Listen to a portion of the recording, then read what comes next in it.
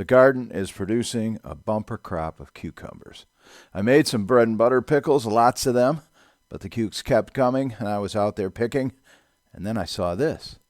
A baby cucumber happened to be growing over an opening in the raised garden bed. It grew into the opening, taking its shape. Then I came along and picked it. It was hard to pull out. In there so tight, I thought it might not come out in one piece. It did.